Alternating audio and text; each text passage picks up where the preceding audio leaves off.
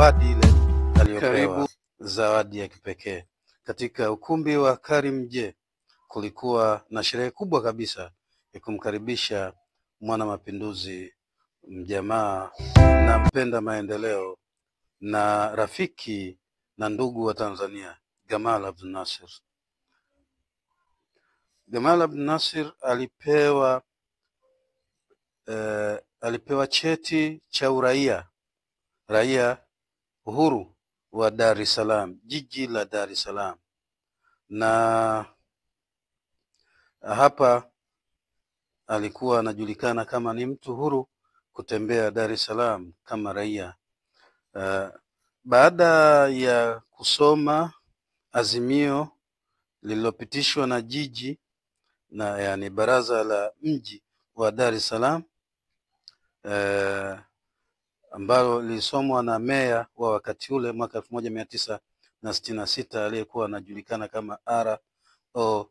Kirundu, na katika maelezo yake aliweza kusema ninayo heshima leo kutunuku kwa niaba ya wananchi wa Dar es Salaam, na heshima hii kuwa nayo mimi kumtunuku kiongozi mkubwa kabisa wa nchi ya Misri, Gamal Abdel Nasser, heshima hii ya cheti cha uraia wa Dar es Salaam.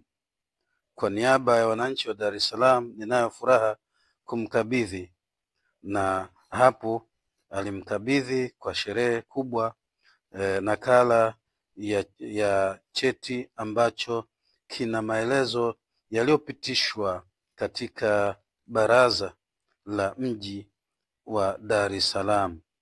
Na kwa upande wake Rais Gamal Abdel Nasser alitoa shukrani kubwa kwa mji wa Dar es Salaam na akausifu, akasema Dar es Salaam ni ngome ya ukombozi, ni mahala penye kitovu cha mapambano ya kutaka uhuru wa Afrika, ni kitovu katika Afrika Mashariki cha kuleta ukombozi na uhuru, na kisha Afrika